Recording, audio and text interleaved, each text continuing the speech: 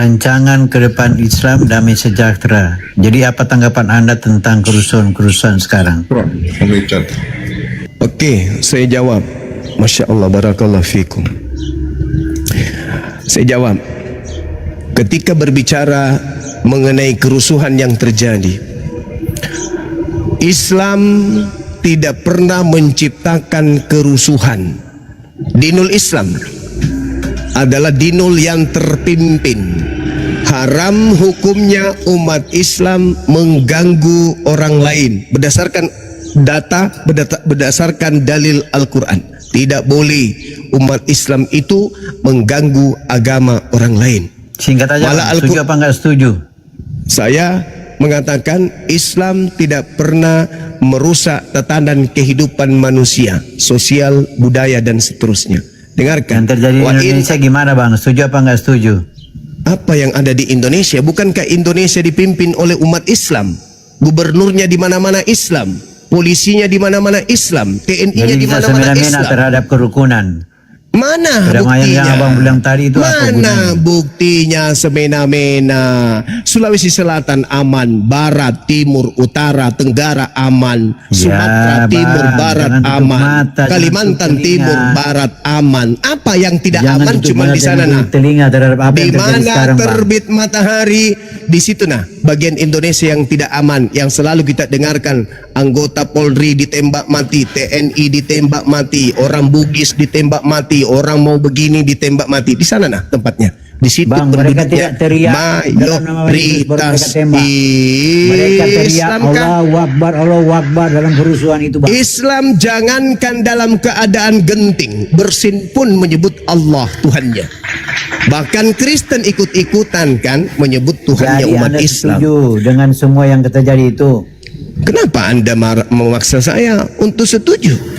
Sedangkan yang kacau di negara ini Ambon Poso, Poso Ambon, Ambon Poso pelakunya Kristen. Yang membunuh 3.000 umat Islam baru-baru ini, saya sudah masih muda saat itu, tahun 98. 92. Diam. Pelakunya Kristen. Orang di Ambon, orang di Poso pelakunya Kristen. Saya aktivis 98, saya hafal, saya paham betul.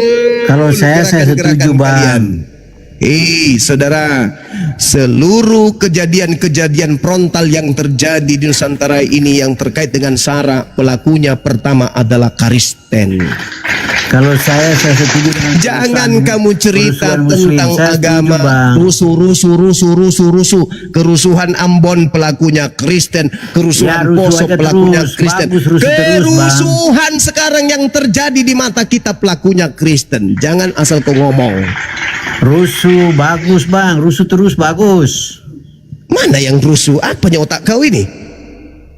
Kau menginginkan kerusuhan terjadi? Kami tidak. Karena itu yang dilakukan oleh umat Muslim dengan teriak Allahu Akbar, Allahu Akbar. Lah, kata itulah yang mengusir penjajah. Bukan halilintar. Kata itulah yang membuat kerusuhan sekarang ini, yang menjadi. Mana kerusuhannya? Mana kerusuhannya? Teroris di Indonesia itulah kata mana kerusuhannya? Mana Indonesia adem, polisi kita bekerja dengan baik, tentara kita bekerja dengan cantik, presiden kita, Kapolri kita bekerja dengan jajarannya dengan sangat-sangat indah. Indonesia itu bukan negara hukum bang, Indonesia itu negara Islam. Astaghfirullahalazim, ya Allah ya Karim. Karena semua hukum hanya berdasar pada mayoritas sekarang, tidak ada pembelaan. Allahu Akbar, Masya Allah. Allahu Akbar bang. Masya Allah, Masya Allah. Makanya terus buat kerusuhan karena itu memang ajaran di Al-Quranmu. Mana dalilnya? Mana dalilnya? Mana dalilnya? Sedangkan dalam agamamu Kejadian 13 disebut jangan bergaul dengan orang Nasrani Kristen. Justru itu ada di dalam kitabmu 2 Yohanes 1:10 nomor 11. Jangan kau beri salam kepada orang di luar Kristen. Itu ajaranmu. 2 Yohanes 1 nomor 10 nomor 11. Jangan kamu biarkan orang yang bukan Kristen masuk bertamu di rumahmu. Dan jangan kau beri salam kepada mereka. Bahkan di dalam Ulangan 13 dikatakan, apabila saudaramu laki-laki, ibu kandungmu, anak kandungmu, saudara-saudaramu, istrimu, sahabatmu membujuk engkau untuk menyembah kepada selain daripada Tuhannya Bani Israel, yaitu Yesus menurut Kristen, maka kau harus membunuhnya. Bang, jangan menggap-menggap. Kasih kesempatan bicara boleh, Bang? Saya minta kepada kamu data di dalam Al-Quran yang minta untuk memerangi itu di mana dalilnya? Bang, makanya kalau saya sudah tunjukkan Quran, Ulangan 13. Baca kitab, Bang, baca Quran. Ulangan 13 nomor 6, nomor 7 sampai nomor 8 sampai nomor 9. Perintahnya di dalam Bible membunuh orang yang beda agama. Bang, tolong tunjukkan di dalam kitab Al-Quran. Tunggu. Saya tunjukkan tadi dalil Anda dulu. 2 jam bicara, Saya tunjukkan dalil dulu. Di dalam Ulangan 13, perintah membunuh orang yang beda agama. Anda tadi udah mau 3 jam ini, Bang. Boleh dengar dulu. Tadi saya ditanya oleh saudara Kristen sendiri, apakah menurut saudara itu di Indonesia itu akan punah? Saya katakan orang-orang yang tidak menggunakan akal seperti Christian soldier ini itu tidak akan punah kecuali kematian. Ulangan 13, kitab yang kamu genggam setiap saat. Dengarkan, anak monyet, anak kera, dengarkan. Mute dulu ini. Mute. Kamu di mute dulu. Bagus. Dengarkan baik-baik kau dibawa. Semua Kristen yang ada di Indonesia, dengarkan saya. Kitab yang kamu genggam, Ulangan 13 nomor 6 sampai nomor 9. Perintahnya jelas, membunuh orang yang beda agama. Jangan engkau mengalah kepadanya, jangan mendengarkan dia, janganlah engkau merasa sayang kepadanya, janganlah mengasihi dia, dan janganlah menutupi kesalahannya, tetapi bunuhlah dia. Pertama-tama tanganmu sendiri yang bergerak untuk membunuh ibumu, membunuh ayahmu, membunuh bapakmu, membunuh kakekmu, membunuh saudaramu, membunuh anak-anak kandungmu, kalau dia beda agama denganmu dan mengajak untuk melakukan ikut kepada agamanya. Bunuh, itu perintah. Ulangan 20 nomor 10. Apabila kau mendatangi sebuah wilayah, kau ingin mengepung, kau ingin kemudian melakukan perlawanan kepadanya, kepung, ajak berdamai. Kalau mereka membuka gerbangnya untuk menerima perdamaian, maka jadikan mereka semua menjadi budakmu, suruh mereka bekerja rodi untukmu. Akan tetapi kalau mereka tidak mau berdamai, bunuh semua laki-laki yang ada di situ. Tolong tunjukkan di dalam Al-Quran perintah membunuh umat di luar agama Islam. Kalau ada yang mengajarkan kamu untuk murtad, bunuh. Itu dalilnya di mana? Tunjukkan kepada saya. Saudara Kristen yang ada di bawah yang segan naik ke atas, tinggal Anda ketik Al-Quran berapa yang memerintahkan membunuh orang di luar Islam. Saya tunggu sampai 2 jam sebelum kiamat.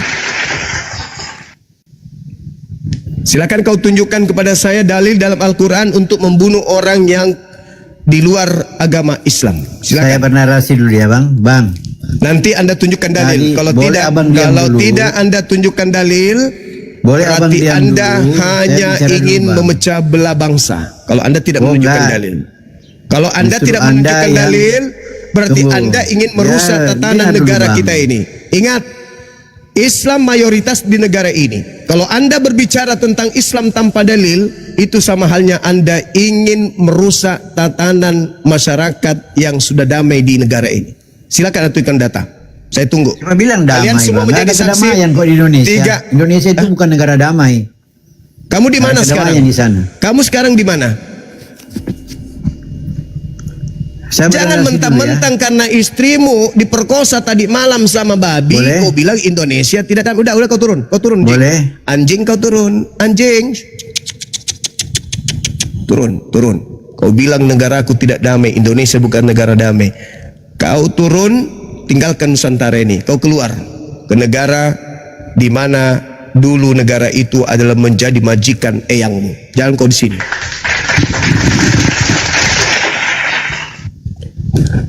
Silakan sahabat-sahabat yang lain. Dia memang di luar negeri, tapi keluarganya masih di sini. Keluarganya masih di Indonesia. Mungkin keluarganya habis digilir-gilir kali keluarganya di Indonesia. Sama babi, iya. Ya, bisa jadi. Mungkin dia ribut warisan kali sama saudara-saudaranya yang ada di Indonesia. Dia kalah, makanya dia dendam terhadap negara ini yang dihina dan dinistakan bangsa kita. Enak aja. Bagaimana dengan Lukas 19:27 Mas? Udahlah, mereka semua itu memang begitu adanya. Mereka memang begitu adanya, sakit hati, dendam, karena mereka tidak berhasil mayoritas. Kiki silakan, selamat malam. Dibuka mic-nya yang baru naik. Kiki nggak mau bicara, diturunkan ya. Pierre, selamat malam Pierre. Ya, halo, selamat malam. Malam Bang. Muslim Kristen Bang? Saya Kristen. Oke, ada yang mau ditanggapi Bang? Silakan. Enggak, pernyataan Bang Suma yang mengutip-ngutip kitab yang enggak jelas, cuma ambil-ambil sepotong-sepotong. Dia enggak bisa bedakan yang ada di perjanjian. Apa? Terus itu memang disuruh membunuh, tapi untuk umat Israel, bukan orang-orang zaman now, gitu loh. Kalau perpuluhan beda lagi masalahnya. Itu soal persembahan.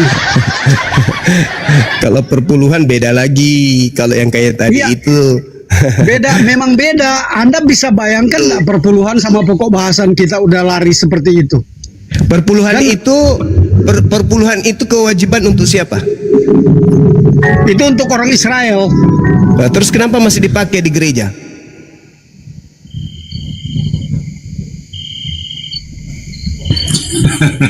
Karena duit. Gitu loh. Dan satu hal lagi untuk Bang Suma. Kau Daeng, jangan kau begitu mulutmu, Dek. Pokoknya hidupmu ndak akan tiga hari lagi. Pegang janjiku dalam nama Yesus. Percaya ndak? Silakan hujat, silakan mainkan inspirasi dan Ingat teman-teman, ini ancaman ya, ini ancaman. Seorang Kristen memberikan saya ancaman hidup 3 hari lagi. Artinya apa yang hendak Anda lakukan? Membakar rumah saya? Menghadang saya di jalan? Menembak mati saya? Hahaha, Kristen. Ancamanmu ini luar biasa. Diviralkan teman-teman. Dia mengancam Bang lihat lagi ya Suma pernyataan saya. hidup Lihat dan 3 simak. hari lagi. 3 hari. Artinya beliau mau mengeksekusi mati saya. Tuh, dengarkan. Yang membuat kemudian Indonesia ini tidak tenang orang-orang seperti ini. Kalau Anda membunuh saya, umat Islam tidak akan diam. Kalian akan dicari, akan siping KTP, akan dicari pemakan-pemakan babi. Dia bisi kalian. Ribut terjadi, keributan. Jangan ancam-ancam kayak begitu, karena saya tidak pernah takut sama kalian.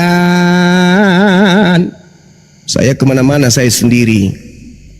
Gak pernah saya dikawal sama orang hebat, gak pernah. Saya sendiri kemana-mana. Bukti saya tidak pernah takut sama kalian. Apain kau ancam-ancam kayak begitu? Emang lu pikir Yesus diancam mati, bangkit dari ketiga? Kau itu ada-ada aja. Terlalu lebay, terlalu sombong mulutmu. Lu bisa nonton Kau kali itu, ya. kau itu yang saya sumpahi. Malam bang, malam. Kau yang kusumpahi 3 hari lagi kau tidak bisa kontolmu itu tidak bisa berdiri. Astagfirullahalazim. Astagfirullahalazim. Penismu itu jadi lasok bolong, tidak mau lagi bangkit dari tempatnya. Jangan terlalu sombong kau. Malam bang. Lu bisa nonton film Doti kali dia tuh. Barangkali. Selamat malam semua. Ntar dulu, luruskan dulu ini. Waalaikumsalam. Luruskan dulu, ini malam. Ada orang logat-logat Makassar mengancam Banyuma. Umurnya sisa 3 hari lagi. Ini ancaman yang nyata loh di media sosial.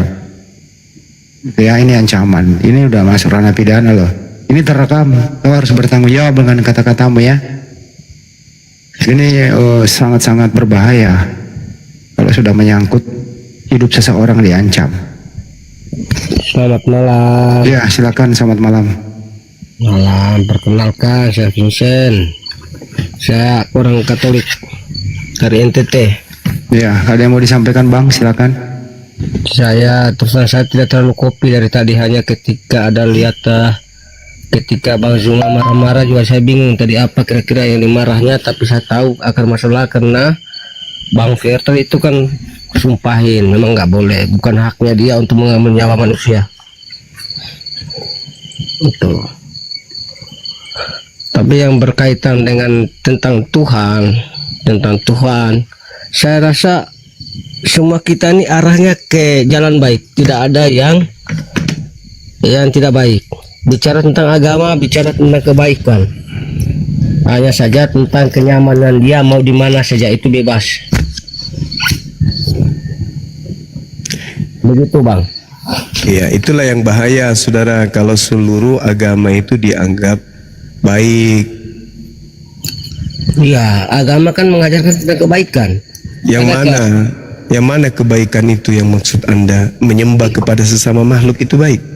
Baik dan benar, bukan tentang kebenaran, itu salah bahasa. Baik dan benar. Betul. Ya, karena itulah kemudian makanya Islam mengklaim dirinya benar, Kristen mengklaim benar. Mari kita uji kebenaran itu. Jangan kita saling sikut satu sama lain. Oh, enggak, tidak, dan itu yang itu enggak boleh. Tuhan tidak mengajarkan itu saling sikut. Iya, memang Tuhan tidak mengajarkan saling sikut, tapi amanat agung.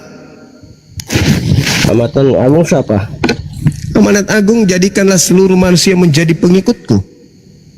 Maka amanat itu yang merasuki saudara-saudara Kristen menjadi misionaris untuk memurtadkan orang Islam. Makanya salah satu cara memurtadkan umat Islam, kitabnya Kristen yang dari Yunani menggunakan sampul Alkitab, Tuhannya yang adalah Theos dipakai, kitabnya yang adalah Biblos dijadikan menjadi Injil. Itu semua upaya-upaya untuk mengkristenkan umat Islam karena amanat agung. Kami tidak mungkin diam terus, Bung. Kami pasti angkat suara. Ketika kami angkat suara, malah dikatakan kita pemecah belah. Itulah pemecah belah tadi tuh yang mengatakan negara Indonesia ini tidak damai dan seterusnya. Pernah beberapa hari yang lalu saya naik kemudian di Komal dikeroyok 8 orang di sana, maki-maki polisi, semuanya dimaki, aparat kita dimaki, negara kita dimaki. Itu tadi lagi ada yang mengancam. Kalau saya Bang, sederhana saja, bahwa Tuhan yang kita imani itu baik adanya, baik dan benar. Mengapa? Ketika dia beri pola pikir, kemampuan kita, hanya itu. Kelebihan Tuhan adalah tidak mengambil kebebasan kita, itu saja. Kalau kebebasan kita diambil, maka akhirlah kita itu. Sehingga kalau berbicara tentang itu sebuah konsep dasar masing-masing sebuah organisasi, semacam organisasi juga agama ini kan, semua mengklaim bahwa saya benar, satu juga mengklaim bahwa saya benar. Kalau saya lebih mengarah pada berpikiran jiwa besar pada sebuah agama, karena siapapun manusia di dunia ini, ketika dia mengimani dan dengan hati, maka tidak ada yang namanya merasa bersalah terhadap orang lain, merasa curiga terhadap orang. Saya tidak mau. Mengapa? Karena kami diajarkan untuk cinta kasih. Itu. Bagaimana Anda mengatakan diri Anda mengajarkan cinta kasih ketika Anda mengajarkan anak Anda kemudian menyembah kepada ciptaan? Apa akibatnya ketika menyembah Yesus menurut Tuhan? Anak Anda masuk neraka. Itu yang Anda sebutkan cinta kasih. Sementara Yesus mengusir orang yang menyembah dirinya. Konsepnya dari mana itu? Konsepnya bahwa Matius 7 nomor 22 nomor 23. Pada hari terakhir nanti banyak orang akan memanggil aku Tuhan, bernubuat pakai namaku, bermujizat pakai namaku. mengusir setan pakai namaku. Pada hari itulah aku akan berterus terang kepada mereka, enyahlah daripada aku, kalian semua adalah pembuat kejahatan. Aku Yesus tidak mengenal kalian Kristen. Itu. Apakah Anda dia katakan kasih ketika Anda membiarkan anak Anda diusir oleh Yesus? Itu bukan kasih. Ada yang disebut kata latria. Latria adalah penyembahan terhadap Tuhan, dan itu yang diakui kami. Nah, Yesus mengajarkan menyembah kepada siapa? Kepada Yesus atau kepada Tuhannya Yesus? Pertanyaan saya mendasar. Apakah ketika kita beragama, melihat agama orang lain, apakah Bang merasa risih atau bagaimana? Coba dijelaskan lebih bagus. Dan bagi saya memberi kebebasan kepada teman-teman, mau siapapun, mau pindah kemanapun ketika dia nyaman. Kalau saya beda lagi. Kalau saya beda. Ya. Kalau saya ajarkan Islam dengan Islam dan ajarkan Kristen dengan Kristen.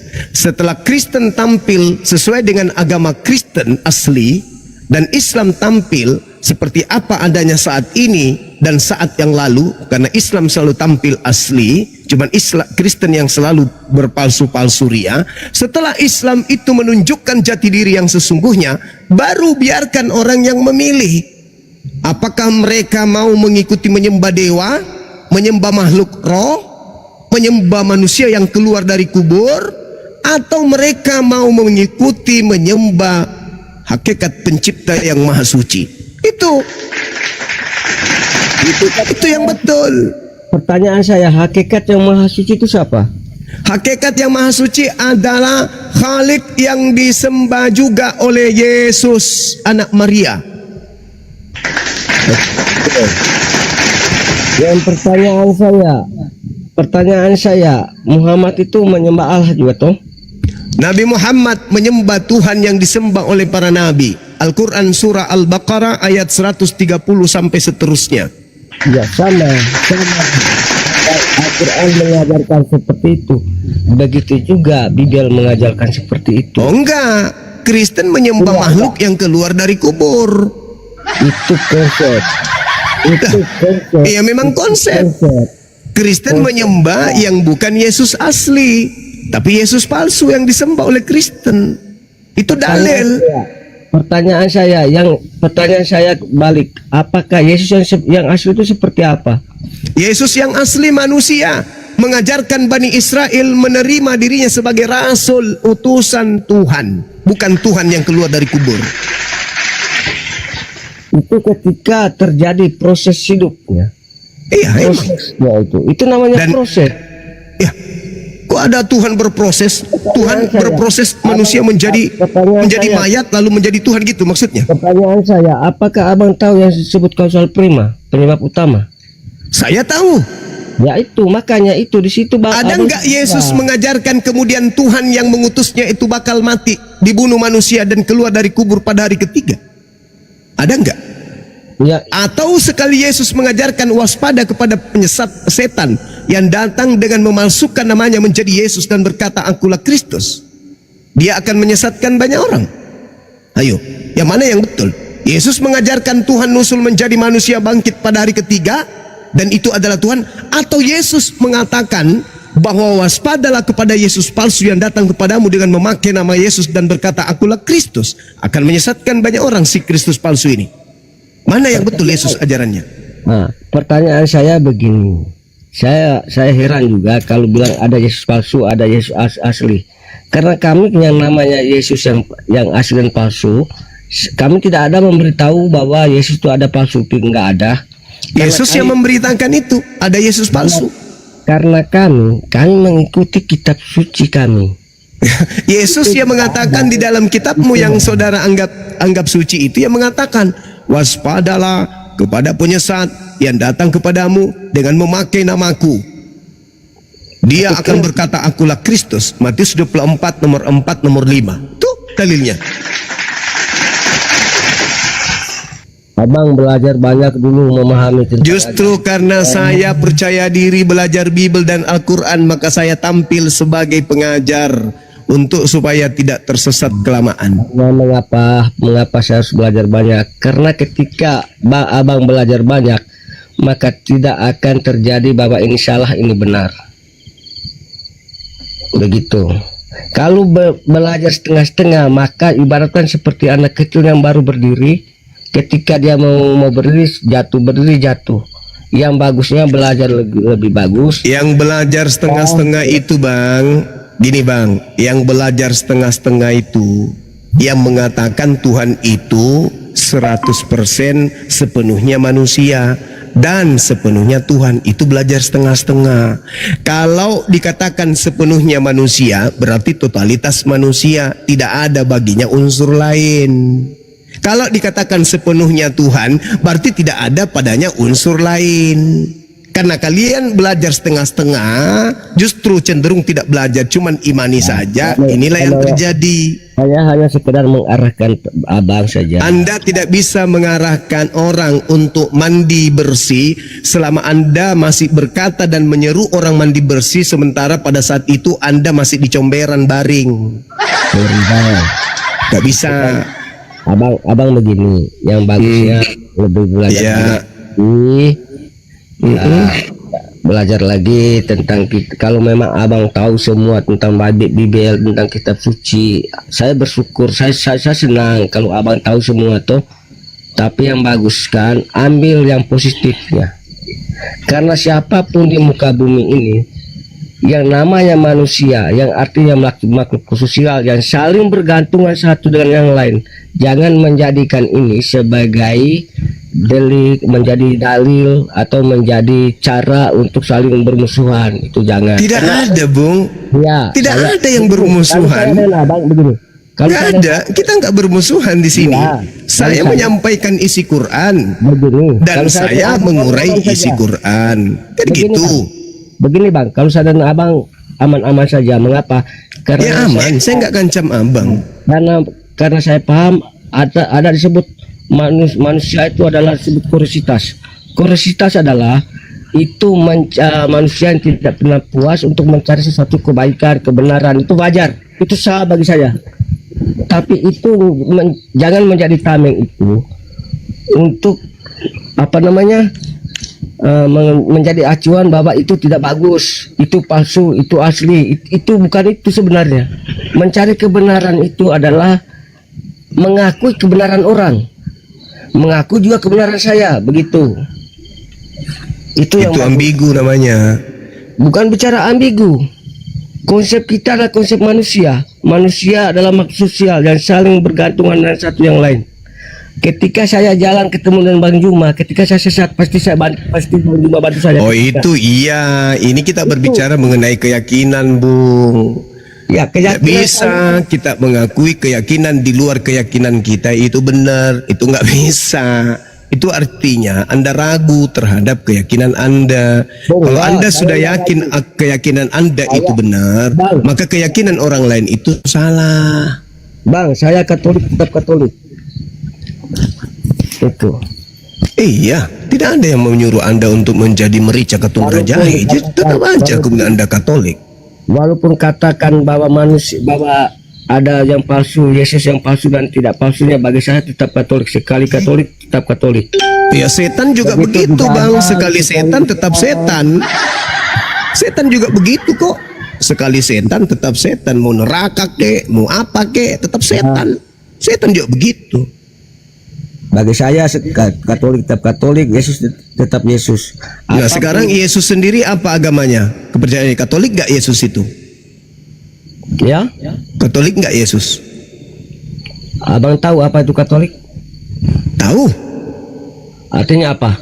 Orang yang mendudukkan kemudian sembahan Romawi menjadi laju keagamaannya, keyakinannya setelah mereka menemukan kitab suci yang mereka ambil dari kitab kanonik. Oh salah bang, salah. Apanya yang salah? Apa yang salah? Tidak. Tahu arti Katolik itu? Arti dari atau secara etimologinya, epistemologinya, abang tahu? Apa yang mesti Anda katakan? Katolik itu sendiri katilokos, artinya keseluruhan atau universal. Apa masalahnya? Ya, itu. Jadi di situ Iya, bahwa kalau itu ditafsirkan, Bang, artinya kalau Anda mengatakan Katolik dalam bahasa Yunani ini universal, artinya keseluruhan dari ajaran nenek moyang orang Roma dan Yunani itu dimasukkan semuanya secara global ke dalam konsep gereja mula-mula dalam kerajaan Romawi, dalam panji gereja Katolik. Jangan ajarin saya. ya, saya tahu Bang, saya tahu tentang Abang, tapi yang sebagusnya saya mengarahkan Abang, Saudara, saya ingin tanya dulu, Yesus itu Katolik enggak dia? Oh, jelas. Nah, coba kasih saya data bukti di mana Yesus itu berkeyakinan nganyoli, yaitu menyadur ajaran Romawi kuno di dalam konsep keyakinannya sebagai seorang Yahudi. Tunjukkan. Ayo. Itu Ayo. tahu tuh latria tadi itu, latria tadi itu. Latria tahu nggak tadi kata latria itu?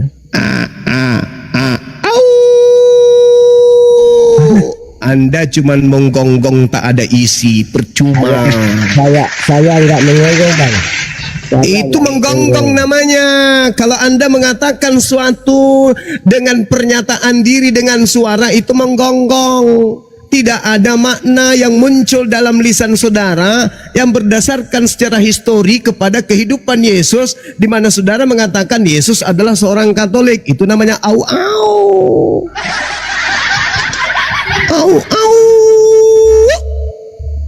Hanya gereja tempat Anda yang cocok, di sini enggak. Saya Bang, saya itu sekali saya katakan ya, kami anak-anak Sulawesi itu ketika sudah menginjakkan kaki di kampus, kami diajari ilmu kalam. Ada yang dari PM11, ada dari HMI, banyak organisasi di Makassar ini yang mengajarkan kami untuk mengasah otak kami untuk berpikir secara kritis. Jadi kalau kami kemudian digiring kepada keyakinan, maka pasti kami kritis dalam konsep itu. Kami digiring kepada politik, kami pasti kritis. Orang Sulawesi itu kritis, betul-betul kritis. Jangan ragu tentang itu. Jadi tak pakai kalau seorang Kristen tampil di hadapan kami bercerita au, tidak ada data secara histori, itu apa namanya? Sama Bang. Kan percuma saja Bang. Percuma saja kalau Abang juga tidak mengakui orang lain. Sama juga saya mengakui Kristen adalah agama, baik Katolik atau apapun itu, adalah sebuah keyakinan kepercayaan yang ditopang bukan dari proses berpikir. Camkan itu, telan baik-baik pernyataan saya itu. Keyakinan kalian itu tidak ditopang dari proses berpikir. Masalah begini Abang, ketika saya berbicara lebih dalam loncat kemana-mana. Begini Abang, ketika saya lebih masuk ke dalam agama nanti dikira penistaan. Itu yang saya nggak mau. Kalau kita berbicara data, itu bukan penistaan, karena ada data yang kita sampaikan.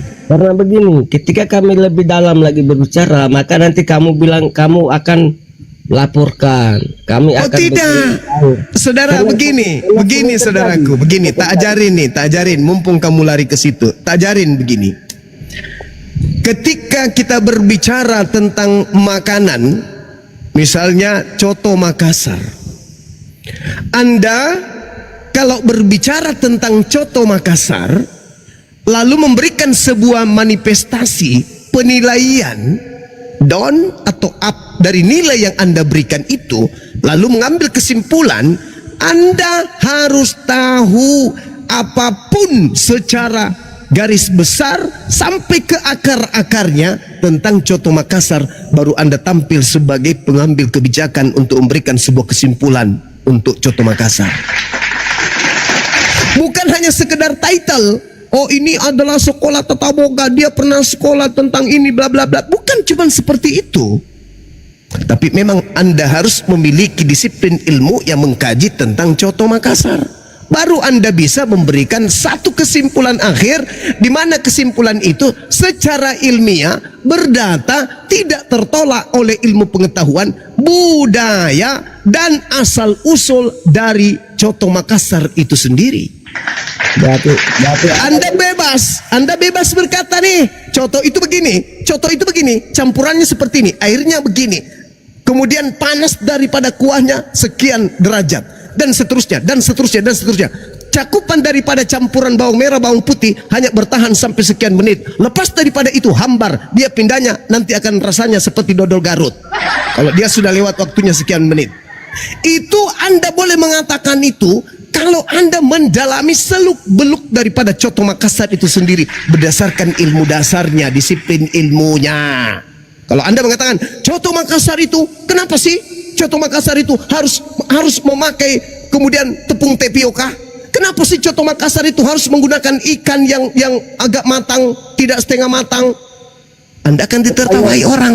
Tunggu, Anda akan ditertawai orang karena orang tahu Coto Makassar itu bukan dari ikan.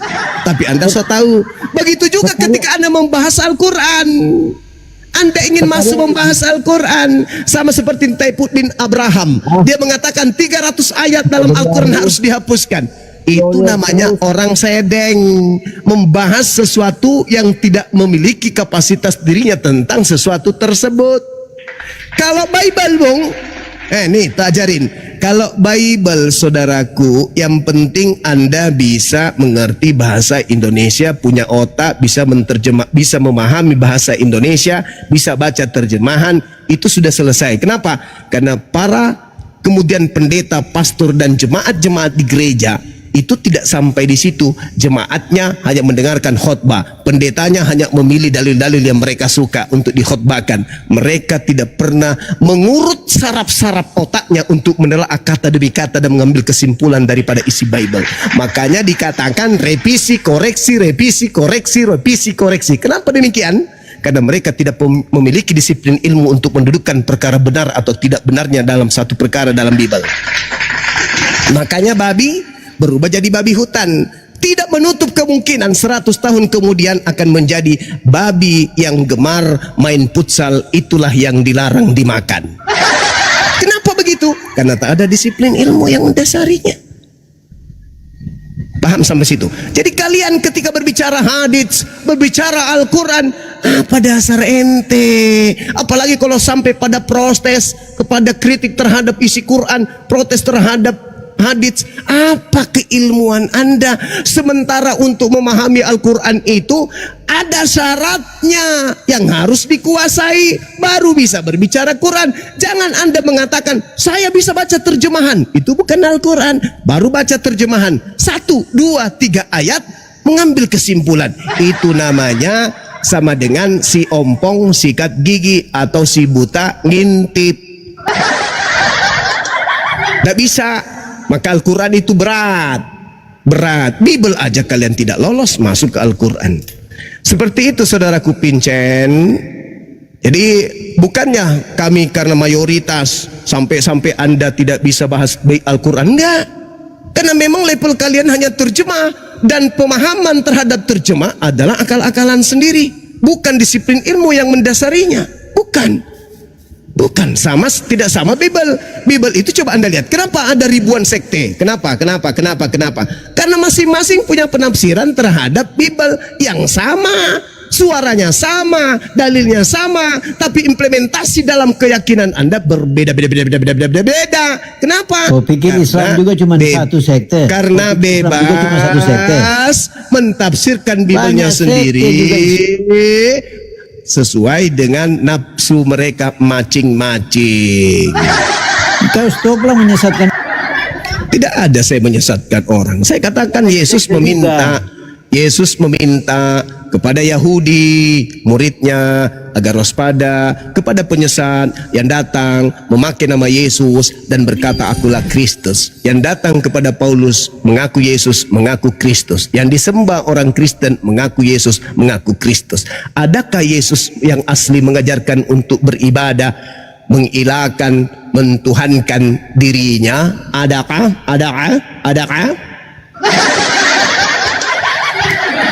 Tanya diri kalian, saudaraku Kristen. Jawabannya ada dalam kalbu kalian. Silakan. Vincent, silakan Vincent. Kalau kita membaca Bible, terkutuklah orang yang digantung pada kayu salib. Itu kira-kira menista nggak ya? Bang Gutul Raja Guguk di bawah, silakan naik Bang Gutul. Bukan menista itu Bang Handi, Apa itu? tetapi menggenapi kemudian, tidak menggenapi kemudian bahwa Yesus berkata, orang benar yang datang setelahku dipenuhi roh kebenaran, dan orang-orang yang kepenuhan roh kebenaran akan memuliakan aku. Yohanes 16, 12, 13, 14. Itu dalil. Jadi kalau ada orang belakangan ini selalu mengutuk Yesus, mengatakan Yesus terkutuk, mati digantung, ditampar, itu di dalam tubuhnya bukan roh kebenaran. Karena Yesus mengatakan roh kebenaran ketika ia datang akan memuliakan aku. Satu kelompok manusia di atas muka bumi ini yang memuliakan Yesus hanya umat Islam. Yahudi enggak, Hindu enggak, Buddha enggak, ateis enggak, Kristen pun tidak. Hanya Islam yang memuliakan Yesus. Berarti roh kebenaran itu bekerja hanya pada diri Islam. Saya bisa buktikan itu. Banyuma, izin dulu ya, bisa dibesarkan saya hasil Iya, penelusuran Paman. yang mengancam Banyuma usianya 3 hari lagi. Ini dia wajahnya, tampangnya orangnya. Siapa tahu saya kenal Bang Andi. Ini dia. Wih, dukun cabul. Ya Ini dia. mana? Kok agak buram ya? Ya ini dia lah yang mengancam Banyuma, usia Banyuma 3 hari lagi. Iya Di screenshot teman-teman, di screenshot. Tapi jangan kalau ketemu ajak ngopi aja. Iya, jadi saya menghimbau kepada sahabat-sahabat Bang Suma yang ada di Kota Makassar, kalau saudara kita ini ditemukan, jangan lakukan tindakan fisik ya. Nggak usah, ditandai aja, oh ini tinggal di mana. Jadi besok hari ketika ada yang terjadi, ya tinggal dilaporkan aja ke yang pihak berwajib. Karena menurut saya ancaman seperti itu memang sering terjadi, saya alami. Dan saya kemana-mana tidak pernah dikawal, saya tidak pernah minta dikawal. Kemarin saya nonton bareng sama netizen, ya saya datang sendiri, nggak ada, orang pada heran. Bang Suman yang siap sendiri, hah sendiri? Iya, bayangkan saja. Ini Bang Handi, sorry, ada Akhi Sugi di sini. Waktu saya di Pekanbaru kemarin, ya aparat yang datang menemui saya itu sampai mereka menggunakan anti peluru. Nah, menggunakan anti peluru Bang. Wah, abang kayak Bang Suma kayak nggak tahu aja. Waduh, saya biasa aja Bang. Kalaupun harus mati karena berjuang, itu mati syahid. Tidak perlu lagi dihisap, tidak perlu lagi menunggu lama. Kalau misalnya mati itu mati syahid. Itu spontanitas. Enggak, saya hanya ini, Saudara Vincent, saya hanya mengatakan kepada anak-anak kader saya, murid-murid saya ya, yang ada di Kota Makassar dari perguruan, tolong kalau menemukan orang ini jangan dia apa-apain. Saya tidak bertanggung jawab dan saya lepas tangan kalau sampai ada yang main fisik. Jangan, saya nggak suka dan saya tidak pernah ngajarkan itu. Kalian kalau menemukan orang itu cukup tahu, oh dia tinggal di sini, pekerjaannya ini. Jangan dia apa-apain.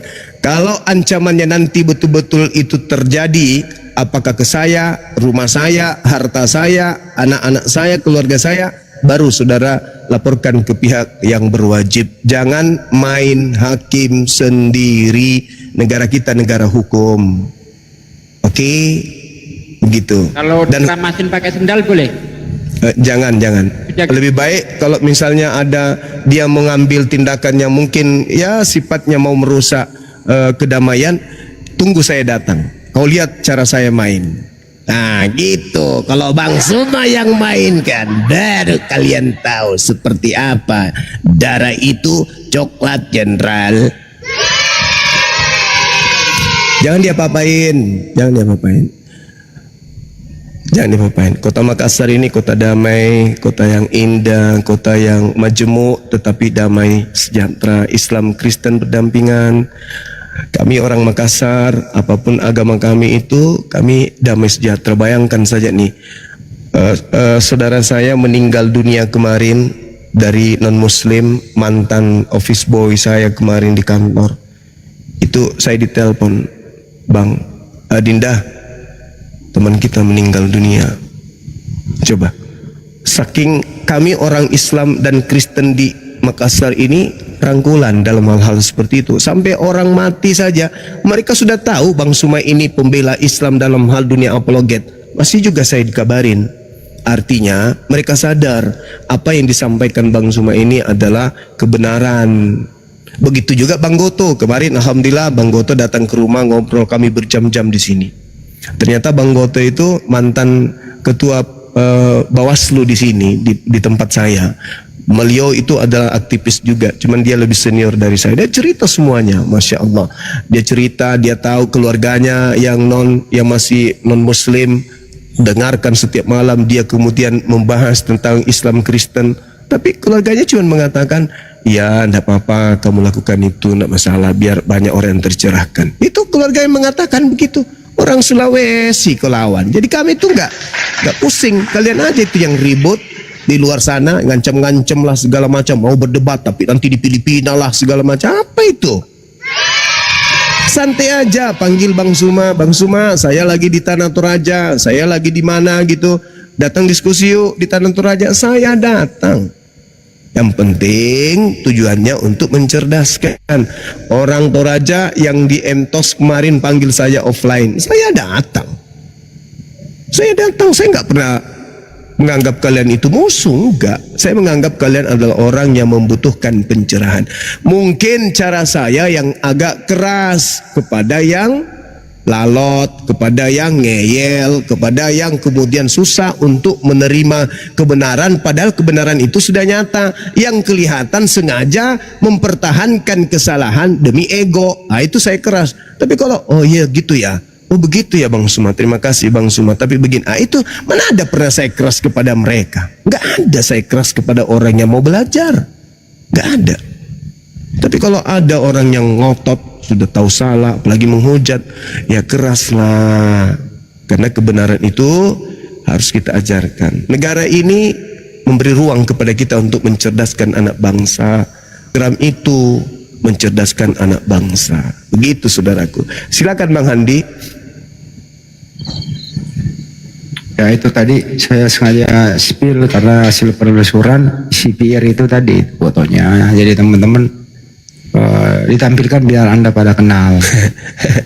Mau tahu saya di WA ini teman-teman dari aparat.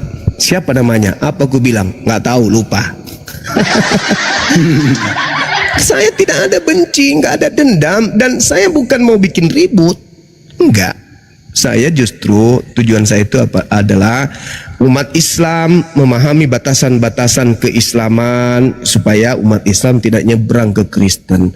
Saudaraku Kristen memahami batasan-batasan Kristen supaya istilah-istilah Islam itu jangan lagi dipakai. Dah selesai kan? Berarti pakaian Kristen jelas, pakaian Islam jelas. Maka kita rangkulan satu sama lain. Sekarang kita duduk sama-sama saling curiga. Ini Islam atau Kristen? Ini Kristen atau Islam? Kenapa? Karena batasan itu nggak ada. Akhirnya sedikit saja kisru bisa membakar. Kalau sekarang kan kita udah tahu, ada teman kita kemudian pesta babi, kita udah tahu, oh dia Kristen dan dia sudah menggunakan istilah-istilah agama mereka. Silakan, lakum dinukum waliyadin. Maka tidak ada lagi kisru ke depannya, tidak ada lagi serang-serangan antar sara, ribut masalah sara, nggak ada, karena kita sudah paham. Oh, saudara kita Kristen begini, saudara kita Islam begini. Kita saling menerima satu sama lain. Tapi kalau yang sekarang ini, ada yang pakai kopiah, ada yang menggunakan istilah Islam, ada yang pakai mukena, ada yang pakai jilbab, ada yang pura-pura Islam dan seterusnya. Inilah yang merusak. Inilah yang merusak tatanan bernegara. Tapi kalau kita betul-betul memahami, oh Kristen, ini saudaraku Kristen, ini saudaraku Islam. Nah, itu baru. Sepakat Bang, saya sepakat itu. Betul sekali. Jadi di antara kita masih ada pemikir-pemikir sehat. Di Kristen masih ada pemikir sehat, di Islam masih ada pemikir sehat. Nah, yang kita inginkan itu adalah lakum dinukum waliyadin. Saudaraku Kristen, silakan Anda mengamalkan agama Kristen Anda sesuai dengan niat kekristenan awal mula didirikan. Begitu juga Islam. Jangan kita saling sikut. Yang Kristen menggunakan atribut-atribut Islam, yang Islam menggunakan atribut-atribut Kristen. Jangan. Supaya kita ini saling menghargai satu sama lain, saling membantu satu sama lain, mengisi kemerdekaan dengan hal positif. Orang kerja gereja, karena Kristen sudah memahami di batasan-batasannya, kita Islam datang membantu. Begitu juga ketika ada masalah di masjid yang sifatnya sosial, saudara-saudara Kristen datang bisa membantu. Tidak ada lagi abu-abu. Bang Juma, kami di NTT kalau Natalan itu pemuda-pemuda Islam itu yang jaga. Nah, itu yang betul. Tapi batasan-batasannya harus ada. Itu juga teman-teman Islam juga begitu. Itu yang betul. Tapi kalau sekarang coba lihat, kayak si Lina Wijaya itu, nyata-nyata orang pakai jilbab didatangin, didikte pakai isi Bible, ditanya-tanyai tentang Bible, padahal anak itu bukan apologet. Kamu tahu nggak rukun Islam, rukun iman itu apa? Tahu, beriman kepada kitab-kitab. Salah satu kitab yang kamu imani apa? Injil. Ada nggak kitab Injilmu? Nggak ada. Nah, ini yang disebut Injil. Ini disebut Injil. Tertulislah di situ Alkitab, Perjanjian Lama, Perjanjian Injil. Nah, kamu mau? Boleh dikasih. Padahal itu bukan Injil dalam versi Quran. Jadi dia jebak. Habis itu dikasih baju kaos.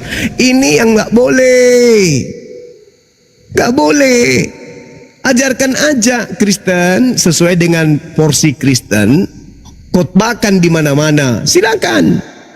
Biarkan orang yang memilih, tapi jangan memakai atribut-atribut di luar Kristen. Begitu juga Islam. Baru damai negara ini, saling menghargai kayak dulu. Saya waktu masih dinas, teman saya hari Minggu jemput ke rumah. Dia bilang gini, Dinda, ini saya mau ibadah sebentar, boleh enggak kamu parkir di samping gereja, ngopi aja di situ, ada di situ daeng ini gitu. Oh, bisa kan dah? Parkir mobil, drivernya kita parkir, kami ngopi. Habis ibadah dia datang naik ke mobil, cerita tentang pendetanya, khotbah. Wah, tadi saya gantikan pendeta yang ini. Cerita dia. Begitu juga kalau saya lagi hari Jumat keluar. Dinda, sudah jam berapa ini? Masih bisa kita ngopi nih? Masih 30 menit kan dah. Oke, habis itu saya antar ke masjid terdekat di sini. Iya. Jumatan diantar di samping masjid, dia nongkrong di samping masjid sambil ngopi. Damai kan? Damai. Karena tidak saling sikut satu sama yang lain. Ini kalau saya ketemu dengan misionaris, sudahlah berjenggot, pakai kopiah, pegang tasbih, pakai baju koko, di dalam tasnya apa? Bible. Mau dibagi-bagikan kepada umat Islam. Ini yang rusak. Islam mana ada kayak begitu? Menggunakan atribut Kristen, ala Vatikan. Wah, menggunakan baju-baju pendeta, baru jalan ke rumah. Ya, mengaku kemudian dari Katolik, mengaku bapaknya adalah mantan pendeta. Habis itu dikasihnya Al-Quran kepada anak-anak. Mana ada kayak gitu? Nggak ada. Cuman di Kristen yang ada kayak begitu. Di Islam nggak ada. Nah, inilah yang menyebabkan kami hadir untuk meluruskan. Ayo saudara Kristen, kembalikan marwah agama Kristen sesuai dengan apa yang diajarkan pada saat konsili-konsili awal mula. Kembalikan itu. Jangan mentang-mentang di Indonesia mayoritas Islam, kalian mau mereka murtad dengan kalian datang menggunakan atribut Islam. Jangan. Itu akan merendahkan agamamu.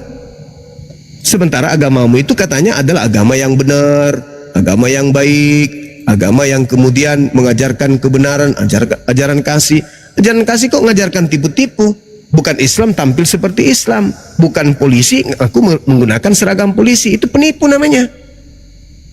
Pakai atribut yang mana itu simbol Islam, dipakainya, ya penipu lah. Meskipun yang kau sampaikan itu menurutmu kebenaran. Itu penipuan namanya. Gak boleh. Begitu saudara-saudara. Ya, saya kira begitu dari saya. Silakan diambil alih Bang Handi dan teman yang lain. Begitu Pak Vincent. Intinya kami tidak ada istilah Islamisasi. Enggak, saya Tapi- juga menganggap, saya menaik kumal ini karena saya suka. Saya suka mengapa? Penting juga mendapatkan ilmu pengetahuan. Karena bagi saya itu tidak ada yang mustahil. Dan bagi saya itu siapapun adalah saudara saya. Itu bagi saya. Itu. Cuman kita bersaudara Pak, ini sebangsa dan setanah air Pak. Ya betul itu sudah kata umum itu. Tapi jangan merusak kerukunan umat beragama dengan cara kristenisasi, dari rumah ke rumah, tampilannya dirubah. Bahkan yang lebih parah Bapak, dengar dulu Pak Vincent. Bahkan yang lebih parah itu ada Bible lagi ini dicetak berbahasa Arab, mirip Al-Quran, terjemahan ke Indonesia. Itu fungsinya apa coba? Mungkin begini, mungkin yang Bible yang dari Arabnya, buku yang dari Arabnya bawa ke sini karena di Arab juga ada orang Kristen. Enggak beda Pak. Ini buatan Indonesia sendiri Pak. Itu. Memang kira-kira Kristen bisa baca nggak tuh itu ya? Oh nggak bisa, kalau saya nggak bisa. Ya. Terus tujuannya apa dibuat kira-kira? Nah, jangan tanya saya, coba tanya mereka yang bawa itu. Oke baik. Nah, karena saya begini, bagi saya begini, karena kami di NTT itu tidak baku musuh. Kami di NTT itu aman-aman saja. Saudara Saya paham Pak. orang Saya pondok. paham itu di NTT itu sangat toleran Pak. Kami paham di sana. Kami sangat menghormati di NTT itu. Nah ini yang dimaksud di sini skala makro. Artinya apa? Kenyataan memang tidak bisa dipungkiri bahwa ada kristenisasi Pak. Bahkan di STT itu Pak, itu ada mata kuliah Pak. Mata kuliah Islamologi. Kalau STT itu yang kaum Protestan yang sekolah tinggi teologi toh. Iya ada Pak sekolah itu. Kalau kami yang Katolik itu STFT, sekolah tinggi filsafat teologi. Itu bedanya. Ya saya nggak Katolik Pak. Ini secara umum bahwa ada. Ya, tapi kalau STT itu bukan Katolik ya. Iya betul. Kalau STT itu sekolah tinggi teologi itu Kristen. Kalau gitu menurut Abang ini Pak Vincent pendapat Anda seperti ini gimana Pak? Kalau bicara sistem yang kayak kata kristenisasi itu kan tidak boleh, kata islamisasi itu kan nggak boleh. Kita hanya memberi kebebasan siapapun yang mau menurut dia nyaman, itu saja. Tapi misalnya kalau dari rumah ke rumah, door to door, dan memakai atribut-atribut yang biasa dipergunakan umat Islam, padahal dia Kristen gitu, dan dia untuk mendapatkan jatah. Pertanyaan Satu orang saya, murtad gitu.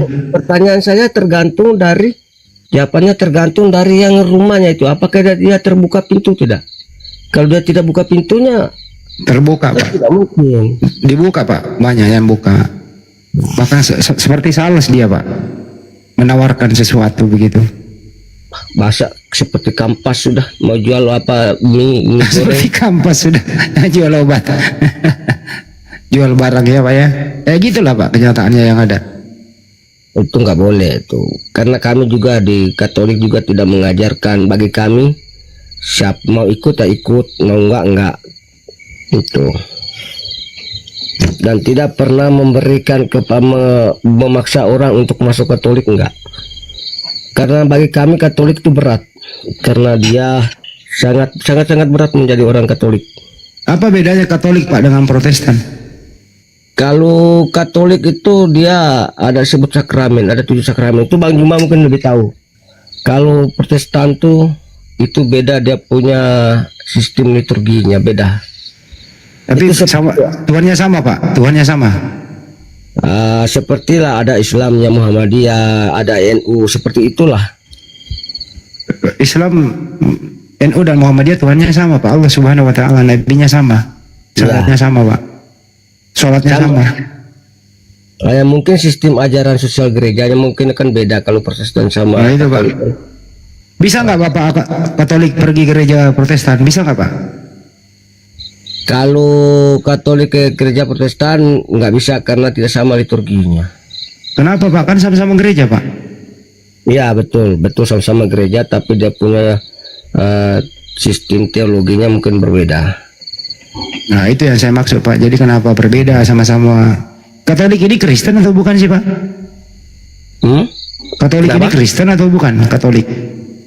Katolik Kristen, namanya Kristen Katolik. Dia itu awal dari seluruh Kristen itu kan Katolik itu. Ada Katolik Ortodoks, Anglikan, ada Protestan, kan macam-macam. Kan itu Saya Anda belum mantan tahu Katolik apa kan itu. ini. Coba masukkan itu. Anda mantan Katolik nih, silakan. Siap. Assalamualaikum warahmatullahi wabarakatuh semuanya. Assalamualaikum warahmatullahi wabarakatuh. Selamat malam Pak Vincent. Ya. Iya, malam. Tadi saya mendengarkan bahwa ada mengarah kepada mungkin tidak tahu, cuman asal ngomong terkait dengan Muhammadiyah dan NU ya Pak Vincent. Oh ya, Pak Vincent, Muhammadiyah dan NU itu adalah lembaga, bukan aliran. Ya, itu yang harus diperbaiki mungkin karena nambahnya pengetahuan di sini. Oke, itu ya. Jadi kalau Katolik, kebetulan saya keluarga besar Katolik, Pak. Ya, oke. Nah, pemahaman saya mungkin secara fakta histori yang Anda katakan tadi, Protestan yaitu pecahan dari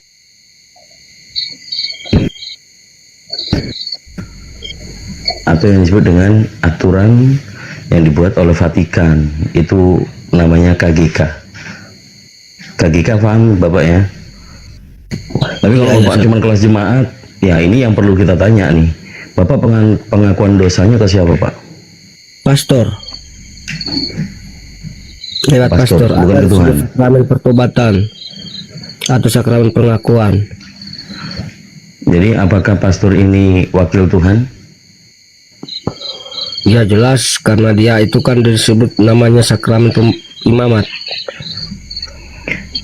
Lalu pastor ini dia bisa nggak berbicara dengan Tuhan Pak? Bisa berbicara dengan Tuhan dalam konsep apa? Anda kan mengaku pengakuan dosanya kepada Pak Pastor. Ya. Pak Pastor nanti berbicara dengan Tuhan. Bisa nggak Pak Pastor ini berbicara dengan Tuhan langsung? Ya kalau saya tahu saja, begini Bang, bahwa kami Katolik itu kan ada 7 sakramen. Bang tahu toh ada 7 sakramen. Salah satu adalah sakramen pengakuan. Sakramen pengakuan itu bagi orang Katolik yang mengimani bagi orang Katolik yang mengimani terhadap Yesus itu lewat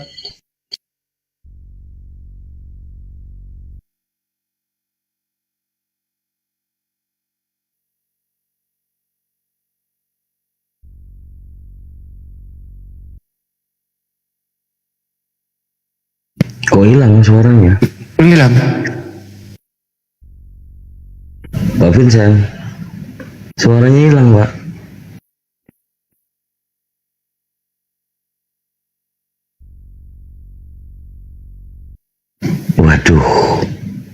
Waduh.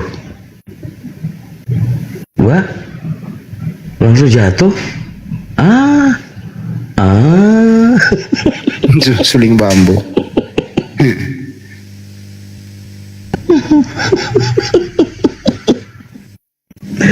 Dari pemahaman buat teman-teman semuanya Iwan Villa bahwa Katolik ini para jemaat ya tidak pernah menganggap bahwa Bible itu sebagai kitab suci yang fundamental.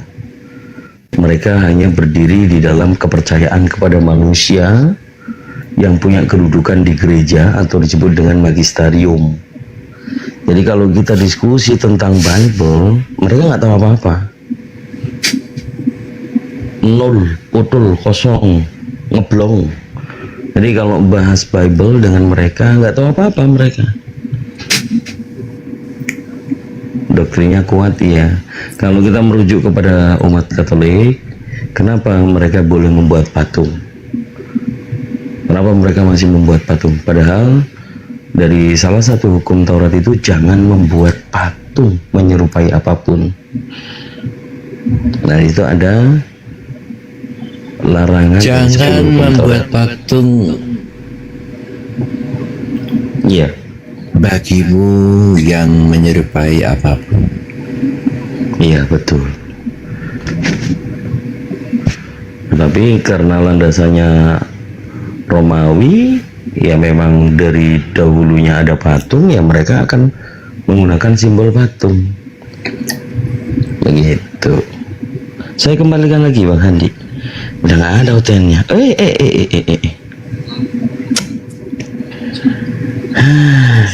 Yang ada cuma hotel makrifat. Yang ada cuma hotel makrifat, repot.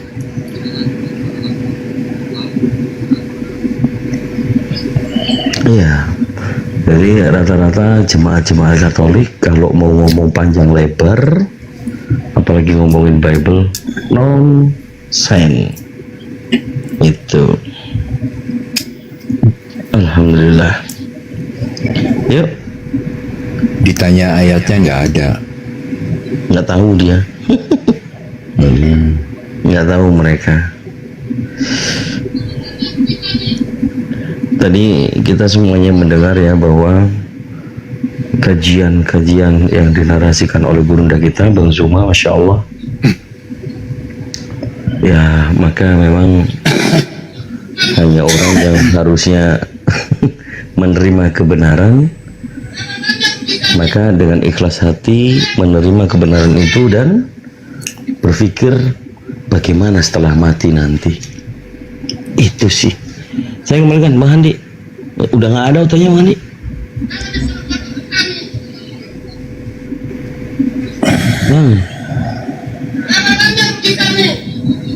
Waduh. Waduh.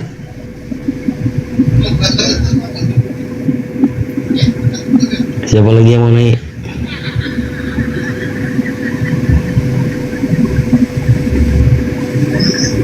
Silakan. Silakan. Akulah. Oh, ini ada Sulaiman Syaigan. Ya, selamat malam Bang. Kristen atau Muslim? Oh, gimana ini? Kok mental-mentul semuanya?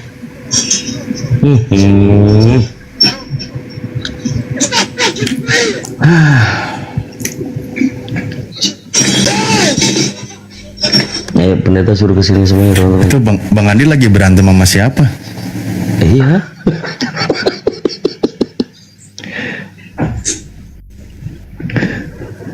Ya lanjut Pak Ketum ya. Lanjutlah, aku tadi udah. Lanceng, monitor lanceng. Assalamualaikum. Waalaikumsalam. Ya, ada yang sampaikan? Belum, silakan. Salam kenal dari Madura Bangkalan. Boh. Tetanggana tetanggana os Tangtretan. Waalaikumsalam. Ya lah, Bisa kan ganti dulu ya. Bang. Iya, sengkok roh. Beh. Tretan sedojo. Oke lah, gantian kada lagi pi rengoten ya. Oke. Lanjutkan. Semoga saya selalu semuanya. Assalamualaikum. Ya, Queen, selamat malam Queen. Selamat malam Queen. Mana tuh Queen? Aduh, Queen nggak ngomong.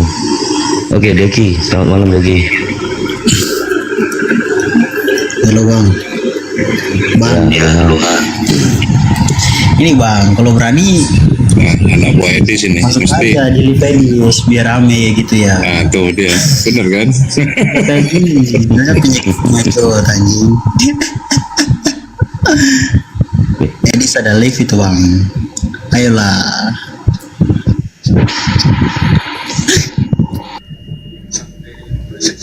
Apa sih ini? Nggak mau diskusi. Sana sampah. Ya Pak Christian, kenapa tadi Pak Christian? Halo. Ya kalau biasa aja. Andi mute dulu kau Andi. Andi mute dulu. Ngapa marah-marah? Saya marah sama Andi. Kenapa? Enggak. Kami berkawan kok. Iya, makanya ini sosial publik, media, tujuan kita harus kita persepsikan sama, Pak, menjadi narasumber yang berbobot, qualified dan kredibel ya.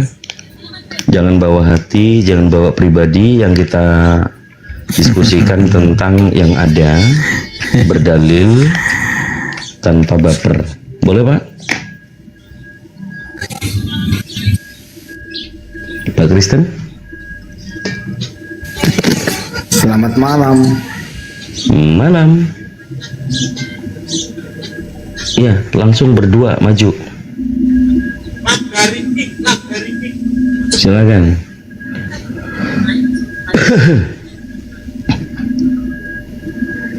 Aku nyimak dulu. Ya udah, di mute. Menyimak apa? Ya udah. Kalau mau menyimak apa? Mau dengar orang bahas Al-Quran atau mau dengar orang bahas Alkitab?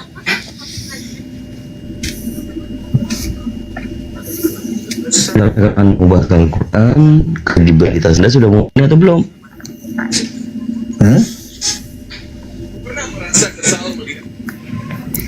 Tadi memang Bang semua sudah panjang lebar. Sebenarnya saya ingin bertanya saja, dari semua pendengar, ya udah, ada nggak yang masuk ke misalnya Komal Kristen, lantas mereka bilang, menurut Bang Suma begini loh, kita salah mengartikan ayat ini loh, ini artinya begini loh, Yesus bukan Tuhan ya begini. Ada nggak kalian dengar orang-orang yang dari Komal ini baru masuk ke Komal Kristen, baru mereka mengkomplain orang-orang Kristen di situ? Ada nggak? Saya? Oh, ada, kita Ya. semuanya sering, Pak. Enggak, maksudnya orang Kristen setelah mendengar hati mereka tergugah. Ya, oh salah ya. Berarti kami salah ya di Kristen. Salah begini, salah begitu. Saya ingin justru mau mendengar orang Kristen yang setelah mendapat pencerahan dari kalian semua, lantas mereka berbalik menuduh bahwa Alkitab itu salah. Oh, Tapi banyak. selama ini nggak ada seperti dia itu. mualaf, Pak. Siapa? Kristian, iya banyak lah setiap malam. Kemarin malam Bang Juma. Oh, Bang Juma kalau memualafkan kamu orang. mau andalkan begitu, itu di edis lebih banyak yang apa tuh yang bertobat. Saya nggak nyebut tadi. Tunjukkan, kalau di Edis Yang banyak yang bertobat. murtad. Tunjukkan di mana? Tunjukkan. Katanya siapa?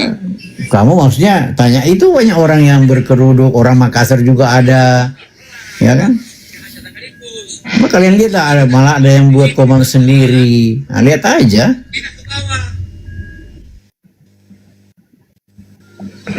Ini Bapak mau diskusi atau mau bicarain apa sih, Pak? Begitu. Bapak mau diskusi atau mau bicarain apa? Atau mau curhat? Loh, Andi, noise Andi, mute dulu kau Andi. Mau bilangin ketika pasukan Sun Horek dicegat, sayang.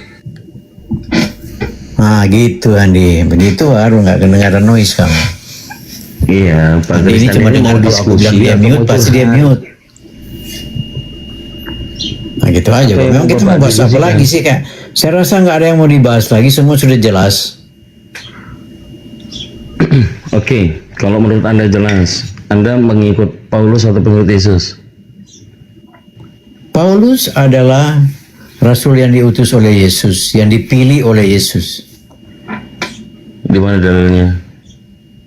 Ya itu, Yesus bertemu dia. Itu Yesus beneran atau bukan Yesus? Oleh Yesus yang bersuara, akulah Yesus yang kau aniaya itu.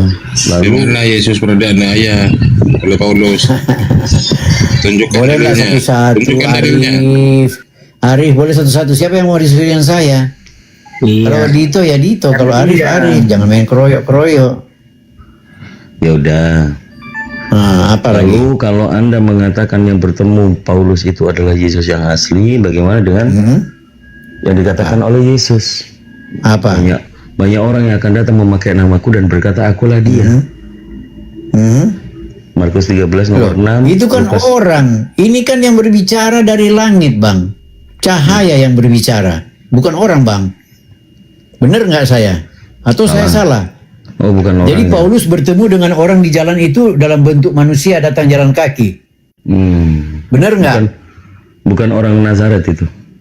Benar nggak? Bukan orang Nazaret itu. Nggak, yang saya tanya Anda. Orang yang berbicara Yang Anda itu baca. orang yang Anda atau dari baca, cahaya, Bang? Yang Anda baca Kisah Rasul 22. Yang Anda baca apa, Bang? Kisah Rasul 22 nomor 5. Kita lah, abang jangan lompat-lompat, jangan jadi penyesat. Yang kita bahas adalah Paulus bertemu Yesus.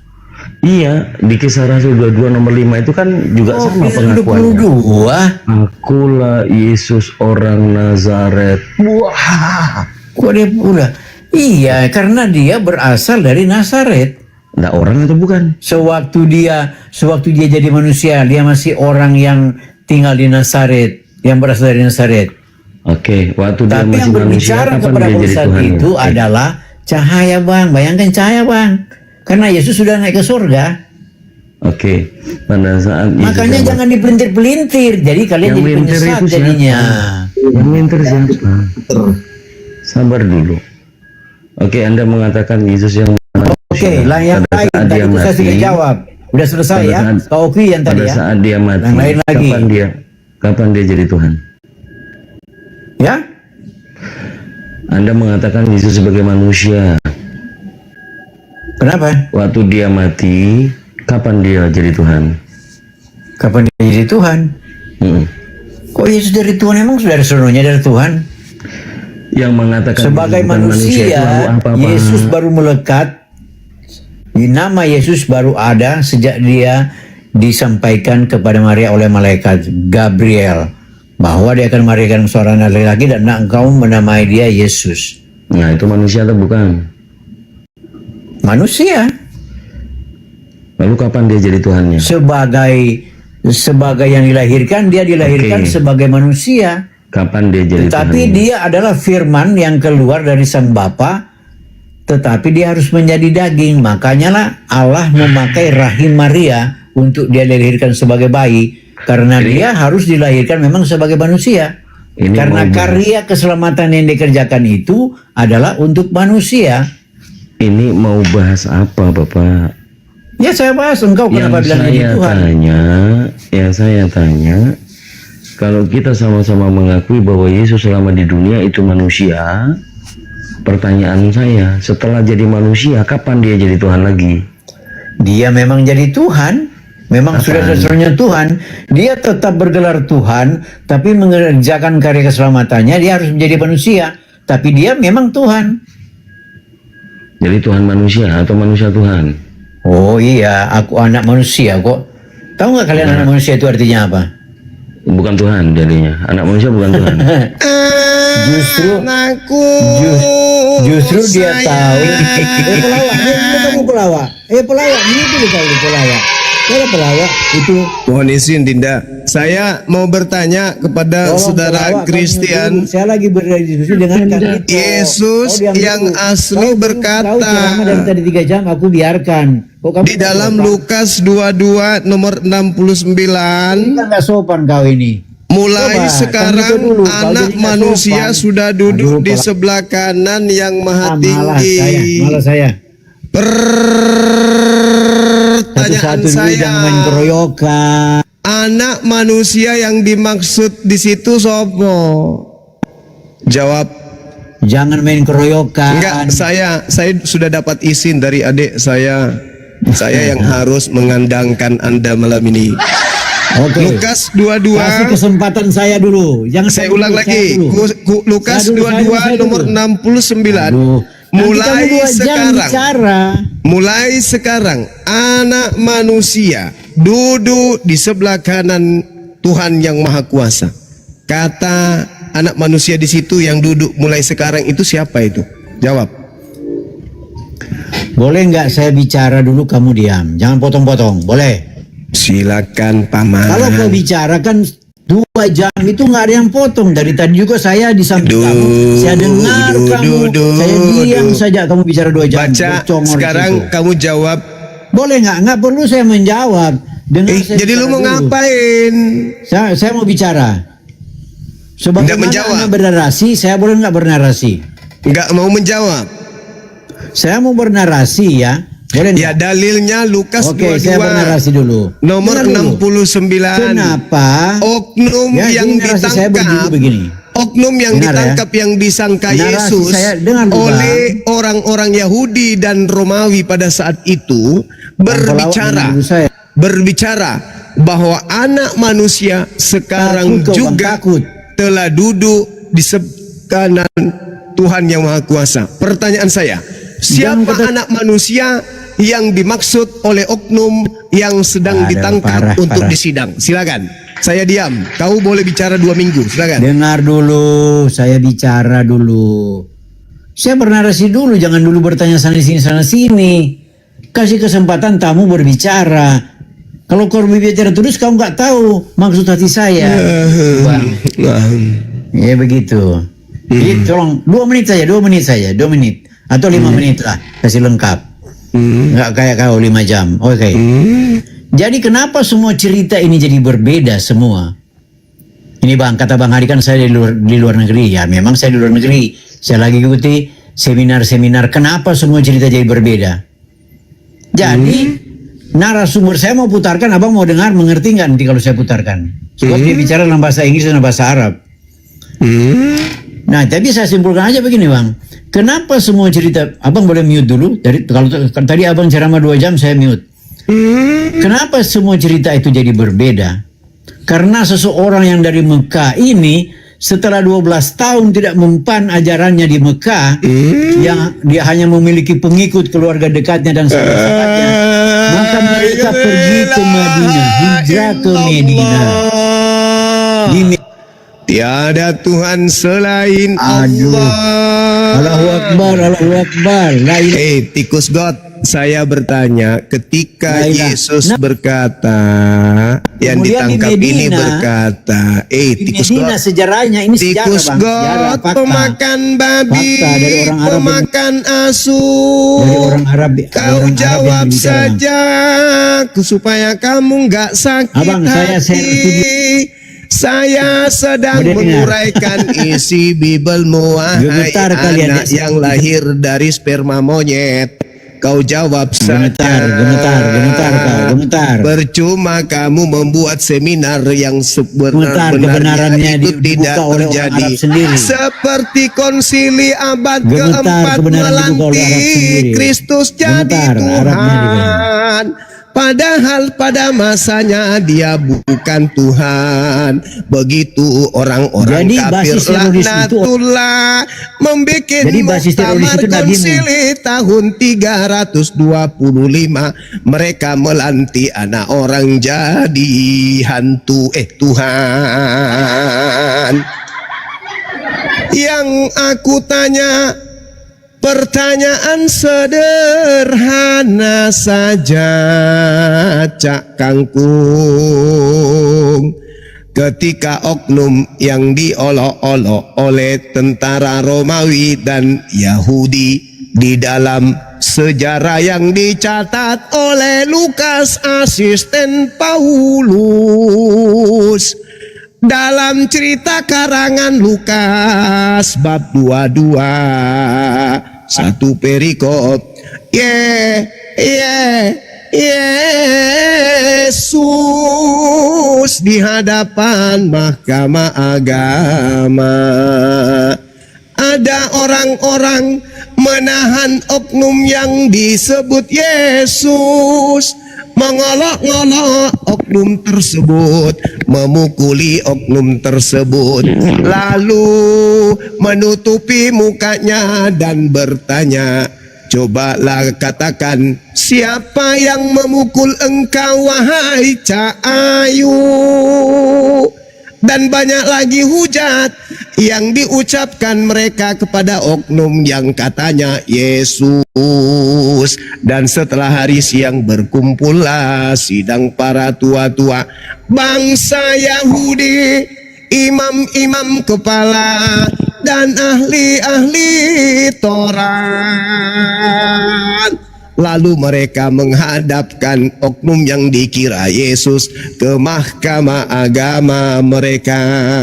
Katanya, "Hei kamu, apakah engkau Mesias? Katakanlah kepada kami." Lalu jawab oknum yang dikira Yesus, "Sekalipun aku mengatakannya kepadamu, Cahayu, namun kamu tidak akan percaya. Dan sekalipun aku bertanya sesuatu kepada kamu, namun kamu tidak akan menjawab. Mulai sekarang Anak Manusia sudah duduk di sebelah kanan Tuhan yang Maha Kuasa."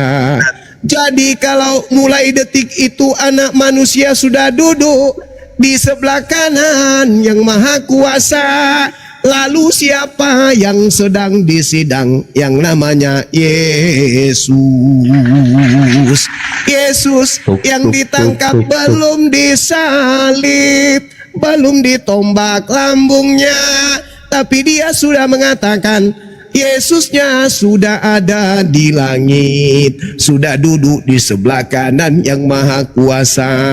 Berarti yang disidang, berarti yang ditombak, berarti yang digantung, berarti yang dibunuh, berarti yang keluar dari kubur bukanlah Yesus asli, Cahayu.